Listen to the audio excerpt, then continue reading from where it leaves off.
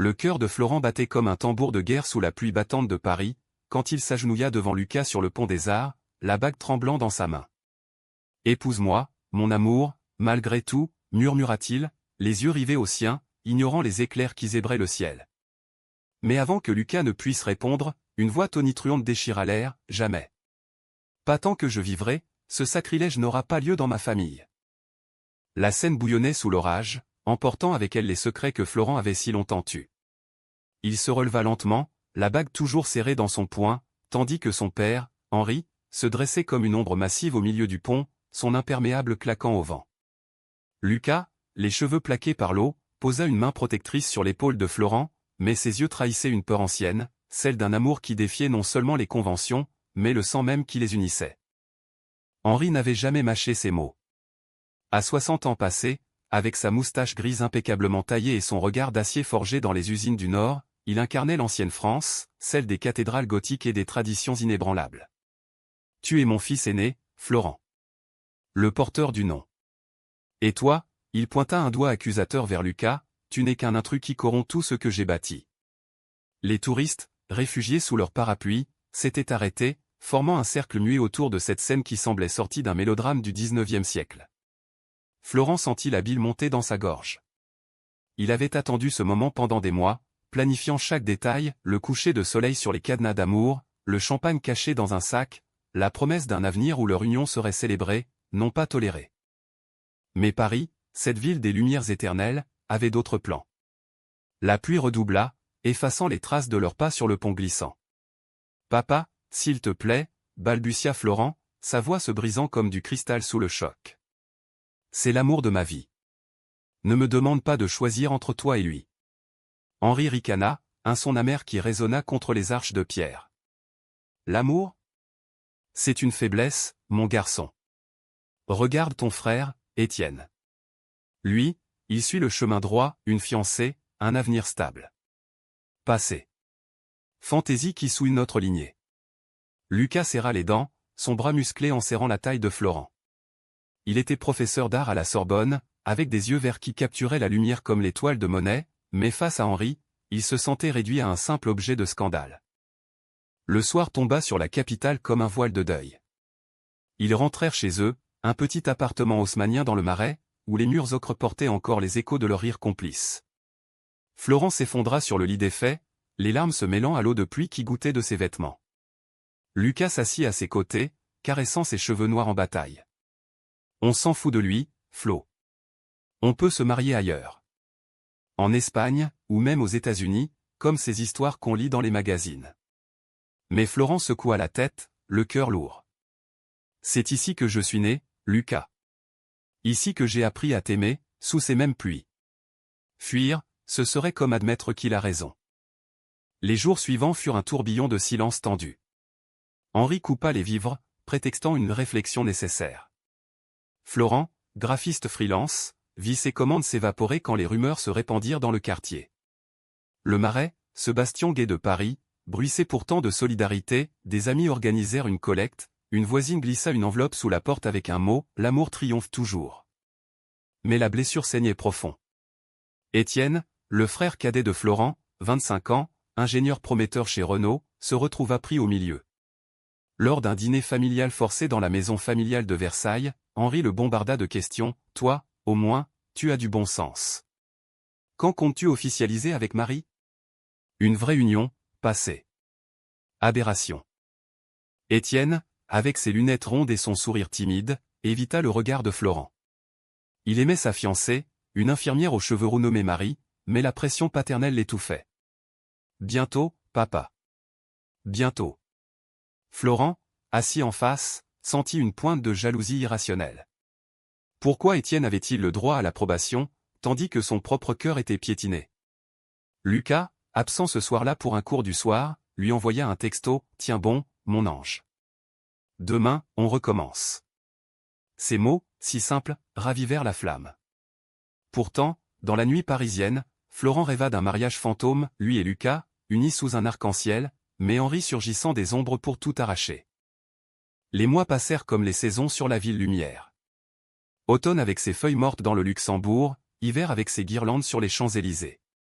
Florent et Lucas s'accrochèrent, transformant leur appartement en sanctuaire, des photos d'eux deux collées sur le frigo, un bouquet de roses fanées sur la table comme rappel de cette nuit maudite. Mais le conflit couvait. Henri, intransigeant, refusa toute invitation. Pas de contact tant que tu n'auras pas renoncé à cette folie, écrivit-il dans une lettre froide, cachetée d'un sceau familial. Florent la brûla dans l'évier, les flammes dansant comme des démons moqueurs. Un soir de printemps, alors que les cerisiers fleurissaient le long de la Seine, Lucas proposa une escapade. Allons à Bordeaux, Flo. Juste nous deux, sans le poids de Paris. Ils prirent le TGV, riant pour la première fois depuis longtemps, main dans la main dans le wagon bondé. Bordeaux les accueillit avec ses vignobles verdoyants et son air iodé de l'Atlantique.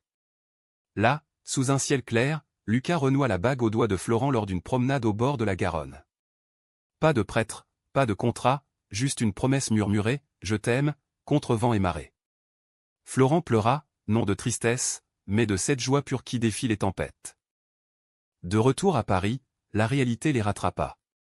Étienne appela, la voix chevrotante, Flo, papa est malade. Un infarctus. Il demande à te voir. Le cœur de Florent se serra. Malgré tout, le sang appelait le sang. À l'hôpital Necker, Henri gisait pâle sur son lit, des tubes serpentaient comme des veines artificielles. Fils, murmura-t-il d'une voix rauque, j'ai eu tort. Mais pas pour les raisons que tu crois. Florent, assis au chevet, serra sa main ridée. Lucas attendait dehors, fidèle sentinelle.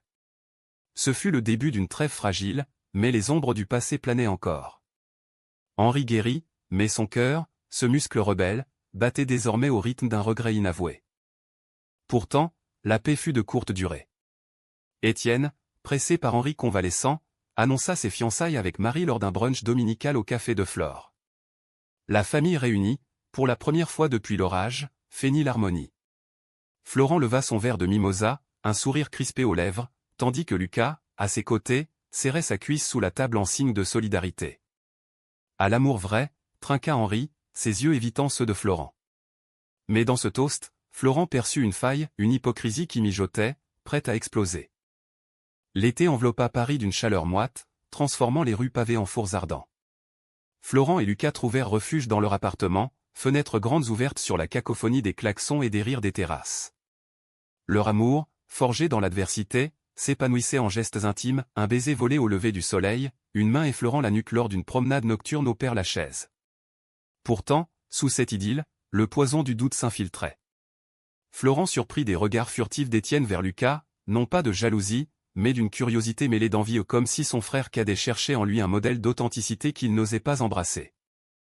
Henri, remis sur pied, reprit les rênes de la famille avec une vigueur renouvelée. Il organisa un dîner à Versailles, dans la vieille maison aux lambris dorés qui avait vu naître deux fils si différents. Marie, rayonnante dans sa robe fleurie, parla de leur futur, un appartement à Montmartre, des enfants peut-être, un chien nommé Biscotte.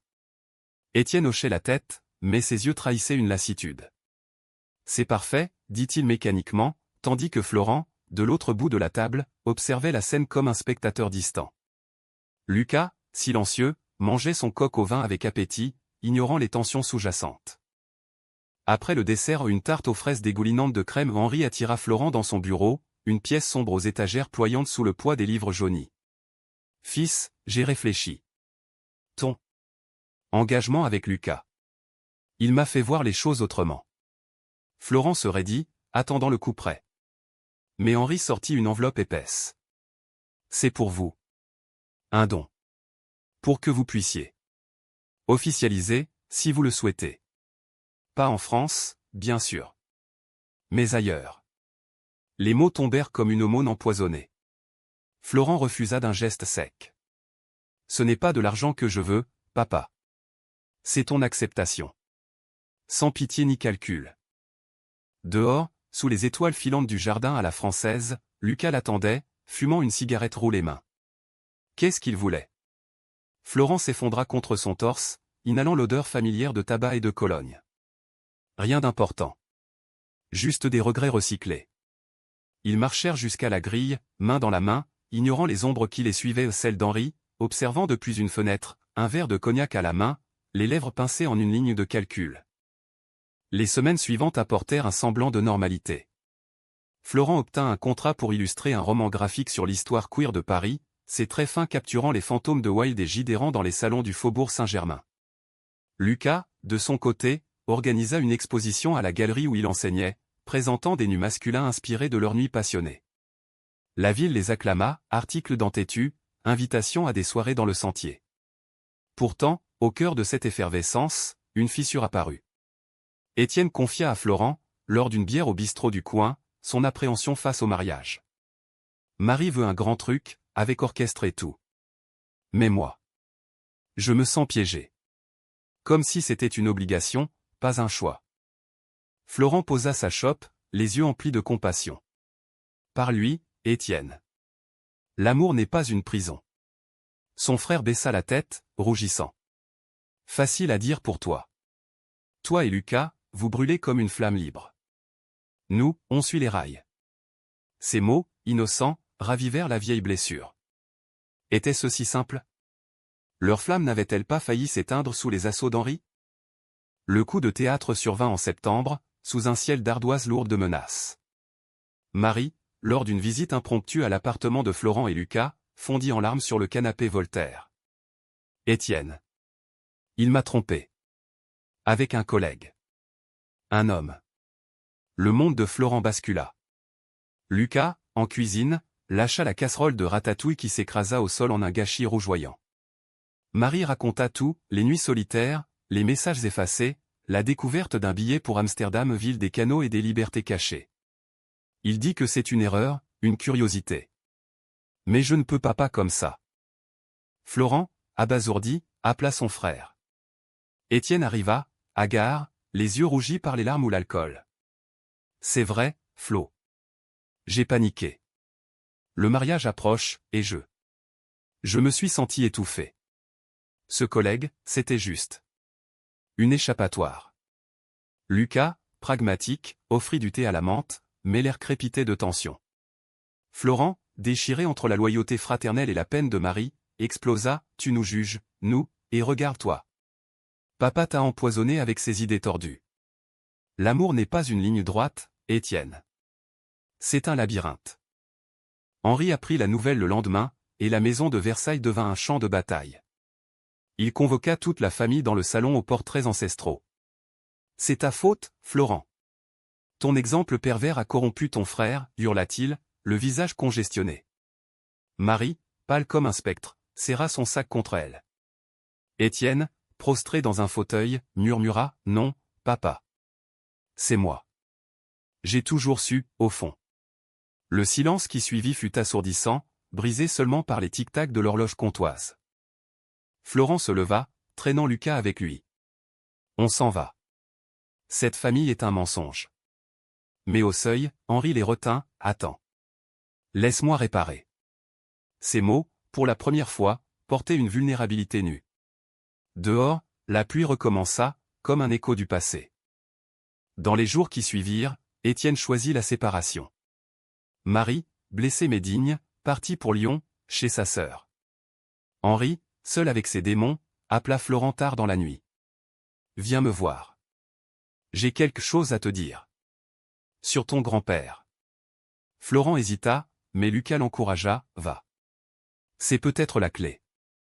Le lendemain, dans le bureau sombre, Henri sortit une photo jaunie, un jeune homme aux traits fins, enlacé avec un soldat en uniforme. Ton grand-père, Lucien.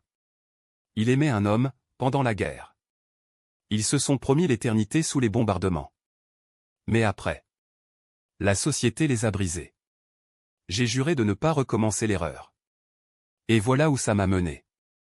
Florent toucha la photo du bout des doigts, un pont invisible se tissant entre les générations. Pourquoi me le dire maintenant? Henri soupira, vieilli d'un coup. Parce que ton frère. Il est comme Lucien. Et toi, tu es sa lumière. Aide-le. Et pardonne-moi. Le pardon ne vint pas d'un claquement de doigts. Il s'infiltra goutte à goutte, lors de promenades avec Étienne le long des quais, où ils parlèrent pour la première fois de Désir-tu. Lucas, pilier inébranlable, organisa une soirée réconciliation, vin de Bourgogne, jazz de Sidney Bechet, et des rires forcés qui devinrent vrais. Pourtant, sous la surface, Henri complotait en silence, ses yeux brillants d'un éclat calculateur. L'automne peignit Paris en ocre et roux, un tapis de feuilles mortes craquant sous les pas de Florent et Étienne lors de leur marche rituelle au bois de Boulogne. Le frère cadet, libéré de son carcan, s'ouvrait comme une fleur tardive, confidence sur ses attirances confuses, ses nuits agitées, son admiration secrète pour la franchise de Florent. Tu as du courage, Flo. Moi, j'ai fui dans le mensonge. Florent, le cœur encore meurtri par les échos du scandale, répondait avec une tendresse nouvelle, le courage, c'est d'admettre qu'on est perdu. Et de demander de l'aide. Lucas, observateur attentif, percevait les courants sous-jacents. Lors d'un dîner aux chandelles dans leur appartement, il glissa à Florent, ton frère te regarde comme un phare. Mais fais gaffe à papa. Il mijote quelque chose. Florent rit, balayant l'avertissement d'un baiser. Henri change. Lentement, mais il change. Pourtant, au fond de lui, une ombre persistait, le don refusé, le toast hypocrite, les non-dits du bureau. Henri, en effet, ourdissait. Dans les couloirs feutrés de son club d'avocats près de la place Vendôme, il consultait des juristes, compulsant des dossiers sur les lois émergentes. La France bruissait de débats, le mariage pour tous, porté par les vents du progrès, agitait l'Assemblée comme une tempête. Henri, ancien opposant farouche, voyait dans cette vague une opportunité tordue. Si la loi passe, confia-t-il à son associé lors d'un cigare fumé en terrasse, je pourrais l'utiliser. Pour Étienne. Pour réparer ce que j'ai brisé. Noël approcha, enveloppant Paris d'une féerie de lumière et de marron chaud. La famille se réunit à Versailles pour la première fois sans phare, pas de mari, mais Étienne assis près de Lucas, posant des questions timides sur leur vie à deux. Comment faites-vous pour ignorer les regards, demanda-t-il, rougissant. Lucas sourit, son charme irrésistible. On les transforme en carburant. Chaque jugement, c'est un baiser de plus. Henri, présidant la table garnie de dinde farcie et de bûches au chocolat, leva son verre, à la famille. Telle qu'elle est. Ces mots sonnèrent vrais, pour une fois, et Florent se surprit à y croire. Mais le nouvel an apporta le premier craquement. Étienne, lors d'une fête au Rex Club, embrassa un garçon rencontré au bar, un danseur aux cheveux bleus nommé Théo. Le lendemain, ivre de culpabilité, il confia tout à Florent par téléphone, c'était électrique, Flo. Comme si je respirais enfin. Florent, au téléphone depuis son lit où Lucas dormait encore, sentit un mélange de joie et de terreur. Embrasse-le encore. Et dis-le à papa. Pas tout de suite, mais bientôt. Étienne raccrocha, promettant d'essayer. Henri apprit la nouvelle par un commérage familial, et la maison trembla. Il convoqua Étienne dans le bureau, la porte close comme un tribunal. Florent, alerté par un appel paniqué de son frère, se précipita à Versailles avec Lucas. Ils trouvèrent Étienne effondré sur le perron, le visage marqué par des gifles invisibles. Il m'a traité de traître. De fin de lignée. Henri surgit, les yeux fous, toi aussi, Florent? Tu l'as perverti. Tout ça pour tes caprices. Lucas intervint, sa voix calme comme un lac alpin, monsieur, l'amour n'est pas une perversion. C'est la vie. La dispute éclata en un ouragan verbal, accusations volèrent, portes claquèrent, larmes coulèrent. Florent protégea son frère, le serrant contre lui comme un bouclier. Papa, tu nous perds tous les deux si tu continues. Henri s'effondra dans un fauteuil, vaincu. Je voulais juste protéger la famille. Mais j'ai tout détruit. Ce soir-là, pour la première fois, il pleura devant ses fils, un sanglot rauque qui fissura son armure. Le printemps 2013 arriva avec les débats enflammés sur le mariage pour tous. Paris vibrait, manifestation arc-en-ciel place de la Bastille, contre-manif brandissant des croix. Florent et Lucas marchèrent en tête de cortège, banderoles flottant au vent, égalité pour l'amour. Étienne les rejoignit, Théo à son bras, un pas timide vers la lumière. Henri, depuis sa fenêtre, observa les images à la télévision, son cœur se tordant comme une vieille branche. La loi passa le 17 mai, un triomphe salué par des feux d'artifice sur la Seine. Florent, euphorique, proposa à Lucas, épousons-nous. Ici, maintenant que c'est possible. Lucas accepta, les yeux brillants. Ils fixèrent la date pour l'été, une cérémonie intime à la mairie du 4e arrondissement, entourée d'amis. Peut-être de la famille. Mais le destin, ce farceur parisien, réservait une trahison. Quelques semaines avant le mariage, Étienne confia à Florent un secret explosant, papa m'a approché. Il dit que si je reviens à la normale, il m'aidera à reconstruire. Avec une fille, un héritage. Il utilise ton mariage comme levier pour me forcer à nier qui je suis. Florent sentit le monde vaciller. La trahison d'Henri, cette manipulation odieuse, transforma la joie en fureur. Il se sert de notre victoire pour te briser. La confrontation eut lieu un soir d'orage, dans le bureau de Versailles. Florent, flanqué de Lucas et Étienne, fit face à Henri. Comment oses-tu? Notre amour, pour toi, n'est qu'un outil. Henri, acculé, avoua, j'ai peur, fils. Peur de la fin. Si vous deux êtes comme ça, qui portera le nom? Étienne doit se marier normalement, avoir des enfants. Ton union. C'est un précédent que je peux exploiter pour le ramener. Les mots tombèrent comme des pierres dans un étang calme. Étienne explosa, je t'aime, papa, mais tu me tues. Théo est mon futur, pas une phase. Lucas, la voix tremblante de rage contenue, ajouta, vous, les pères, vous bâtissez des empires sur le dos de vos enfants. Mais l'amour n'est pas négociable. Henri s'effondra, murmurant, pardonnez-moi. J'ai été aveugle. Mais le mal était fait. Florent quitta la maison, le cœur en lambeaux, jurant de ne plus revenir. Le mariage approchait, teinté d'amertume. Florent et Lucas répétèrent leurs vœux dans l'appartement, entourés de bougies et de fleurs des champs. Malgré les tempêtes, dit Lucas, je choisis toi. Florent répondit, les larmes aux yeux, et moi, je choisis nous. Pourtant, la nuit, les doutes assaillaient Florent, et si Henri avait raison? Et si leur amour condamnait la famille à l'extinction? L'été 2013 embrasa Paris d'une chaleur suffocante, comme si la ville elle-même célébrait la nouvelle ère avec une fièvre joyeuse. Florent et Lucas préparèrent leur union avec une ferveur presque sacrée, invitation gravée sur papier ivoire, un traiteur pour un buffet de fromage et de vin de Loire, une playlist de chansons de Gainsbourg et Aznavour. Le marais bourdonnait d'excitation, les amis affluaient, portant des cadeaux enveloppés de rubans arc-en-ciel. Étienne, soutenu par Théo, promit d'être là, témoin fidèle. Pour nous tous, dit-il à Florent lors d'un essayage de costume chez un tailleur de la rue des Francs-Bourgeois. C'est ton jour qui ouvre la porte au mien. Mais Henri planait comme un spectre. Il envoya une lettre, manuscrite d'une plume tremblante, je ne viendrai pas. Pas encore. Mais sachez que je bénis en silence. Florent froissa le papier, le jetant dans la corbeille. Bénédiction ou malédiction, marmonna Lucas, l'enlaçant par derrière. Leur nuit fut passionnée, un rempart contre les ombres, corps entrelacés sur les draps froissés, murmure d'éternité sous le plafond haussmannien. La veille du mariage, une crise éclata. Étienne appela en pleurs, papa m'a coupé les vivres. Il refuse de payer mon loyer si je viens demain. Théo et moi. On est dans la merde. Florent, en train de nouer sa cravate devant le miroir, sentit la fureur monter. Il utilise ça contre toi? Contre nous? Ils se précipitèrent à Versailles, laissant Lucas finaliser les derniers détails. Henri les accueillit dans le salon, un verre de whisky à la main, les yeux injectés de sang. C'est pour son bien, Florent. Étienne doit choisir, la famille ou cette déviance. Étienne, pâle, explosa, c'est toi la déviance, papa. Tu sacrifies tes fils pour un fantôme de tradition. La dispute vira au chaos, objets renversés, voix brisée, un vase mine qui se fracassa au sol en éclats irisés. Florent, protégeant son frère, hurla, ton bien nous a déjà coûté cher. Mais demain, on se marie quand même. Sans toi. Henri chancela, touchant son cœur comme si l'infarctus revenait. Attends. J'ai un plan.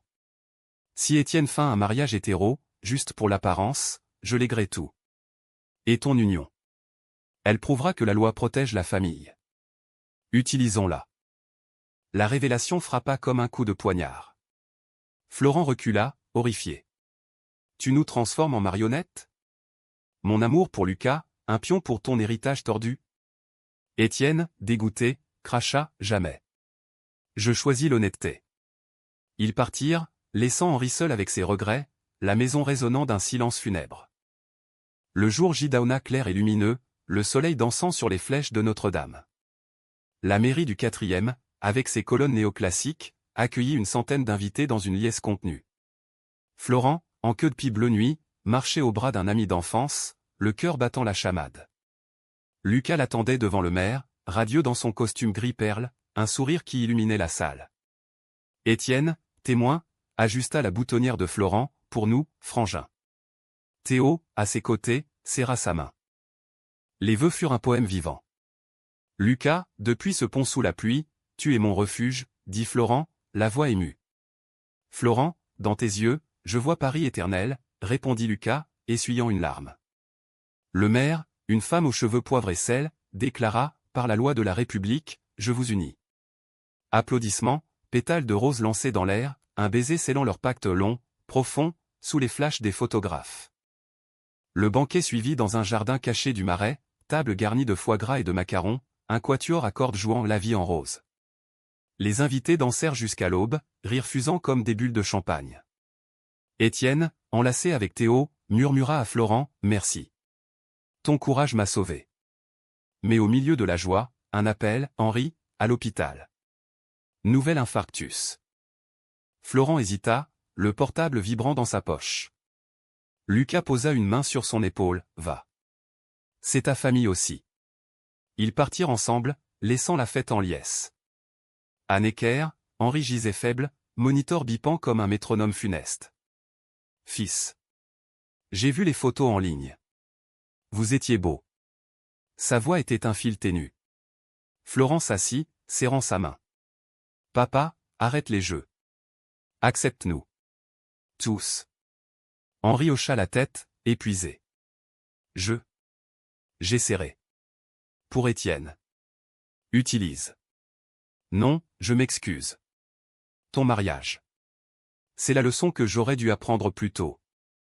Les jours suivants furent un balai d'émotions, visite à l'hôpital, où Étienne lisait à voix haute des passages de Proust, soirée où Lucas cuisinait des bouillons revigorants, nuit où Florent et son époux se blottissaient, chuchotant des rêves d'avenir. Henri progressa lentement, murmurant des histoires d'enfance oubliées, admettant ses peurs nées de la guerre de son père. Lucien. Il s'est suicidé après la rupture. J'ai juré de protéger le sang. Florent pleura, pardonnant enfin, le sang, c'est nous. Pas les murs que tu as bâtis. Pourtant, la trahison laissait des cicatrices.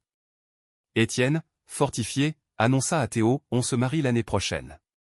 Pas pour l'apparence, mais pour nous. La nouvelle fit le tour de la famille, un baume sur les plaies. Henri, déchargé, invita tout le monde à Versailles pour un dîner réparateur. Pas de discours grandiloquents, juste des plats simples, pot-au-feu, fromages affinés, et un toast à l'amour, quel qu'il soit. Florent observa son père, vieilli mais apaisé, et sentit un pont se tendre. Lucas, à ses côtés, murmura, c'est le début.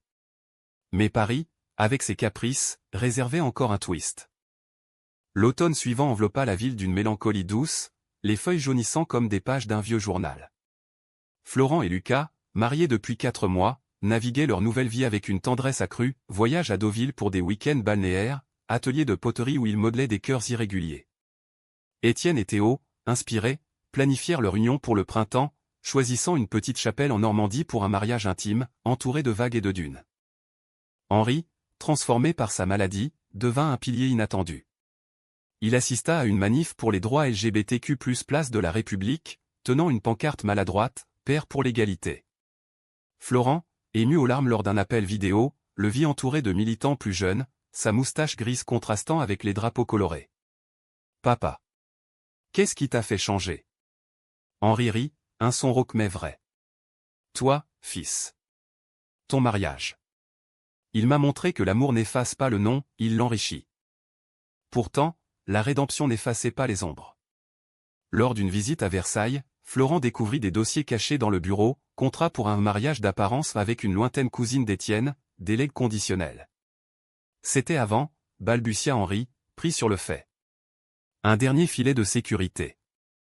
Je les ai déchirés. Florent, le cœur serré, choisit de croire, ne plus jamais, papa.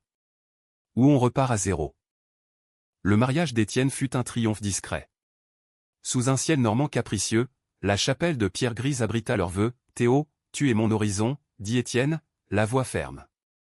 Et toi, mon ancre, répondit Théo, scellant avec un baiser salé par l'air marin. Florent, témoin, serra Lucas contre lui, leurs alliances tintant comme un écho. Henri, assis au premier rang, pleura ouvertement, murmurant à Florent, « Utilisez ton union. C'était ma honte. Aujourd'hui, je la célèbre. » De retour à Paris, la vie s'écoula en un rythme harmonieux. Florent lança son roman graphique, un best-seller illustrant les amours interdits de la capitale, dédié à ceux qui osent. Lucas obtint une chaire à la Sorbonne, enseignant l'art queer avec une passion contagieuse. Étienne et Théo adoptèrent un chiot, prénommé Lucien en hommage au grand-père fantôme. Henri, retraité, s'engagea dans une association pour pères d'enfants LGBTQ+, racontant son chemin sinueux lors de conférences bondées. Un soir d'hiver, alors que la neige rare saupoudrait les toits de zinc, la famille se réunit au Marais pour un Noël tardif. La table ployée sous les huîtres et le chapon rôti, les rires fusaient, mêlés à des anecdotes espiègles. Henri leva son verre, les yeux humides, à Florent et Lucas, qui m'ont appris l'amour vrai. Et à Étienne et Théo, qui le perpétuent. Interdit de mariage? Plus jamais. Florent, ému, trinquait, sentant le cercle se clore. Pourtant, dans l'intimité de leur lit, Florent confia à Lucas, « C'était dur, hein? La trahison, les cœurs brisés. » Lucas l'embrassa, doux comme une brise de Seine.